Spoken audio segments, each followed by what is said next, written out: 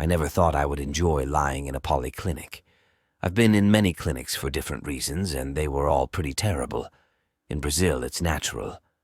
No, some are still okay, but mostly lazy doctors, bad conditions, bad food, and all that.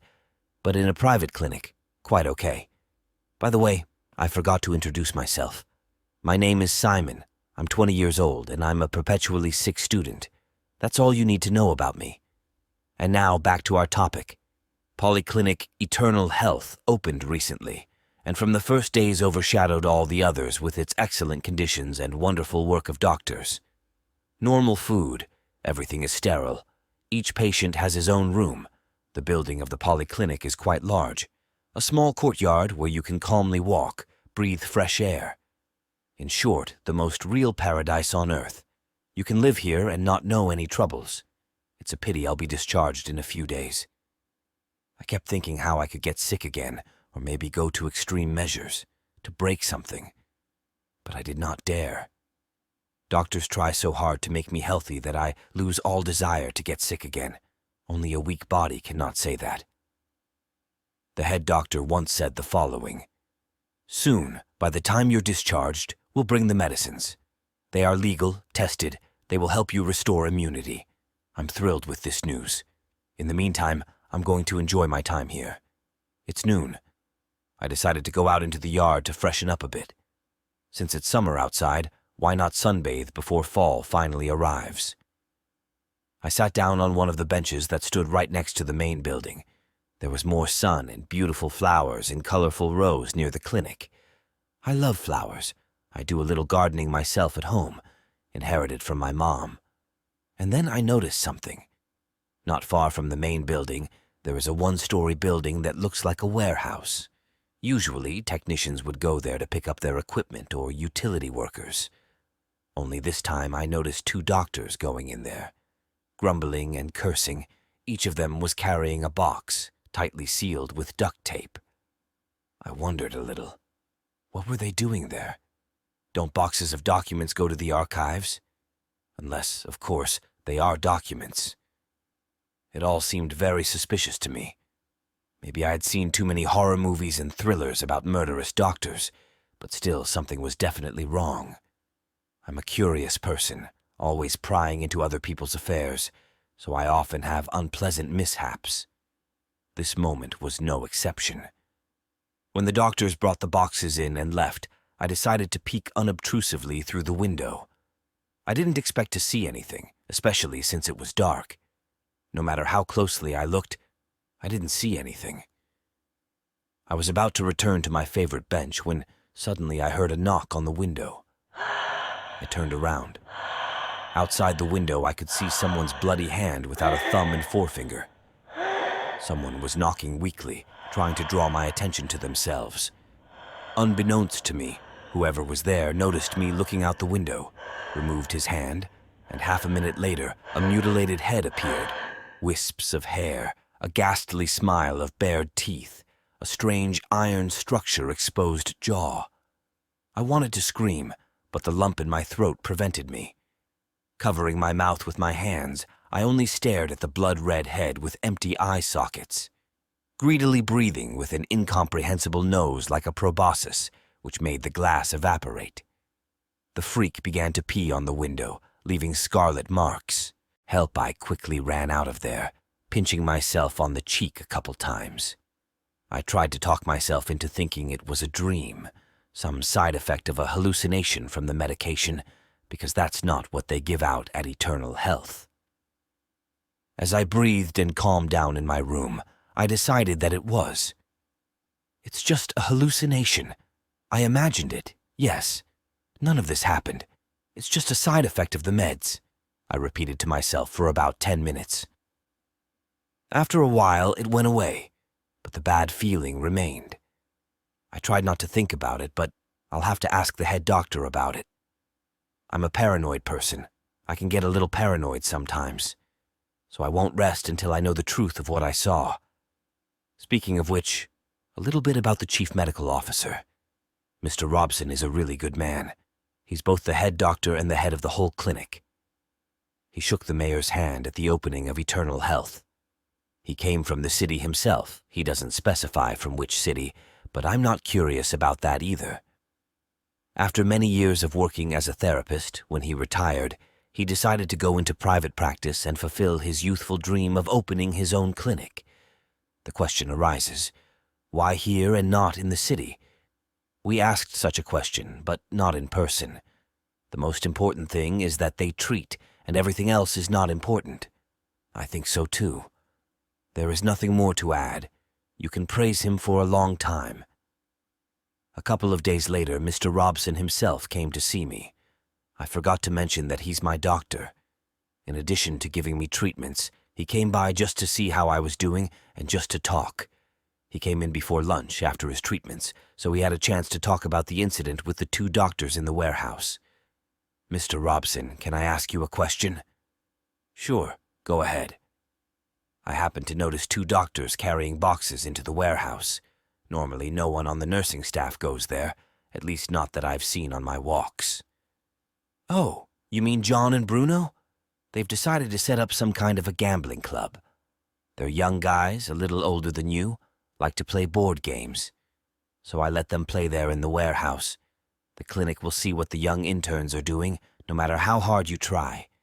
I can't do anything about the youthful rebellion, so let them play away from the patient's eyes during their breaks. That's how it is. I'm sorry to keep you. It's okay. It's okay. You can ask them to play with you. They're very helpful. They'll take you in. After wishing each other good health, Mr. Robson left for lunch, and I looked out the window with peace of mind. The sun was shining brightly, illuminating everything around me with a pleasant light. Sighing, I got up from my bunk and went to the window. I opened the window ajar and enjoyed the light breeze. And how could I think that the warehouse is inhabited by an incomprehensible monster there? In the warehouse. Perhaps I should listen and watch less creepy stuff. Then I won't see any weirdos. Well, time for a nap. Nothing better than a day's sleep. I couldn't sleep last night. I slept so well during the day that I didn't get a wink of sleep until 11 o'clock at night. But I got the urge for water, so I had to walk to the water cooler for a while. I walked quietly along the corridors and reached the cooler normally. As I drank the water, I heard a very strange sound. It's hard to describe, but it sounded like someone greedily sucking juice out of a small box. I was confused, and of course decided to find out what the noise was. After walking a few meters and a couple of turns, I saw a nurse standing outside the nurse's station, slightly hunched over. She was the one making the nasty sound. Probably really was drinking juice or something, but why in the middle of the night? And so noisy. I got a little closer, took a closer look to see what she was up to. My eyesight wasn't very good, but it seemed to me that someone was standing next to her. As I tried to see, I accidentally stepped out of my hiding place, hitting a bench, causing it to make a low rattle. Realizing that I had exposed myself, I only opened my mouth, but the nurse turned around sharply. She was not human. A spiral-shaped mouth, and with many small teeth, like the snout of a lamprey or leech. She stared at me intently, her body out of her hands. I shuddered and rushed out of my seat and into my room. The monster followed me, letting out a loud scream, so nasty and grunting that I had to cover my ears. After running the distance from the nurse's station to my room in a minute, I burrowed under the blanket, curled up, hoping it would go away. The creature ran past me, but stopped not far away. Suddenly it was quiet. Slap, slap, slap, slap. The creature walked the corridors, huffing and stomping loudly, but it never found me. The next morning I woke up feeling terrible. I don't know if it was a nightmare or if it was real. No one said anything, and I didn't want to ask. So it was a dream, only now I'm starting to think it was for a reason. That incident in the warehouse. The monster in the form of a nurse. Coincidence? I had no idea. There was an uneasy feeling inside, as if I'd discovered something scary at the clinic. My thoughts were confused, either to deal with all this or to wait calmly for discharge. I decided that I would start the investigation, until I was discharged. I did not look for companions. I was afraid that they might take me for a madman. I went to the warehouse a couple more times, but found nothing. Of course, I could somehow get the key and break in, but I'm too correct, even though I'm curious. I could get in under the pretense of helping, which is what I did. Walked up to an old maintenance worker blindly fumbling with her keys. I deigned to help and found the right key at random. I also offered to carry her things to the main building. While they were doing that, I looked around.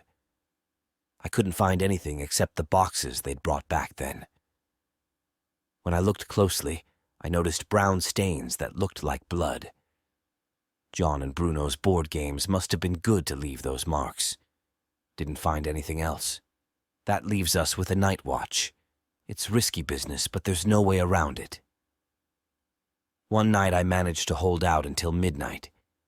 Once out of the ward, I wandered the corridors, trying to be inconspicuous.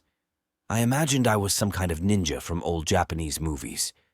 I didn't have to walk long, but there was that creature again near the nurse's station, and not just one. There were 3 of them, all of them chittering among themselves. It resembled the sound of breaking caramels.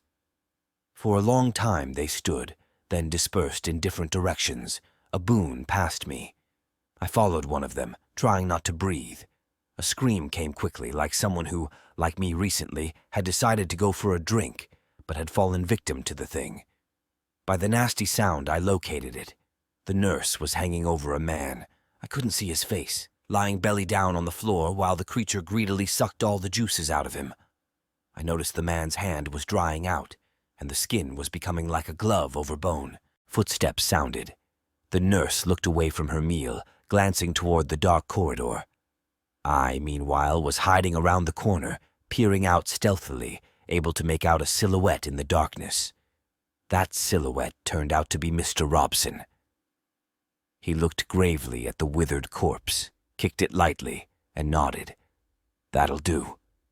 You can take it away and call the others. It's time." The creature took the dead man and sprinted toward me, making me press myself so hard against the wall I was ready to break through it, but it miraculously didn't see me. Maybe it's blind? It didn't matter now. I had to follow the doctor in charge. Mr. Robson disappeared into the darkness of the corridor, and once again, in ninja mode, I followed him. It was a long loop of corridors until we came to a large white door, most likely a surgical ward. Mr. Robson turned around, squinting, then ducked through the door. I followed him. The red light and the smell of iron hit my eyes sharply. As I adjusted to the light, I was horrified.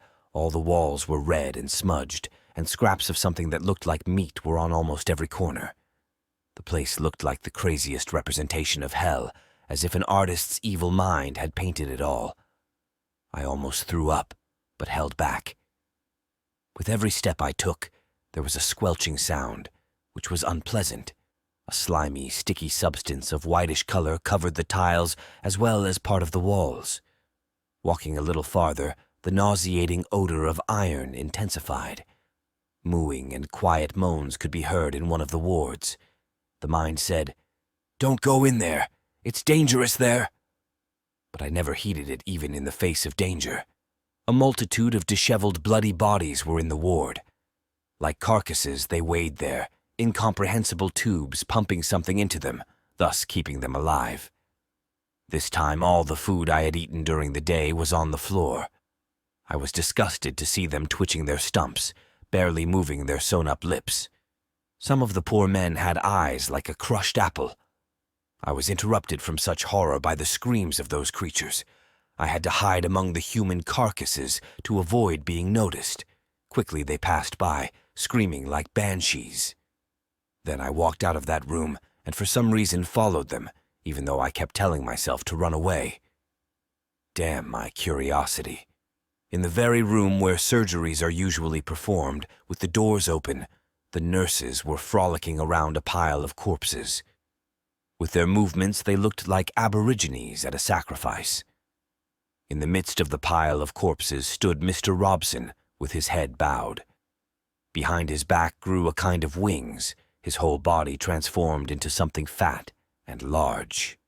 Like a leather sack, The monster that used to be the head doctor sat on the dead, raised its thick three-toed paws, and let out a wrenching growl like the distorted cries of children. Orange feline eyes glared at each nurse, while the horse-like elongated maw bared crooked fangs. The wings flapped rapidly, creating strong currents of air that made me fall on my heels, burning myself in front of them. They noticed me at once. In the blink of an eye, the weighty carcass of the main creature was beside me. I closed my eyes, preparing for the worst. "Oh, it's our favorite Simon!" It wasn't Mr. Robson's voice. It was the demon's shriek. "I'm sorry. You've revealed our doctor-patient confidentiality. You're going to have to stay with us forever."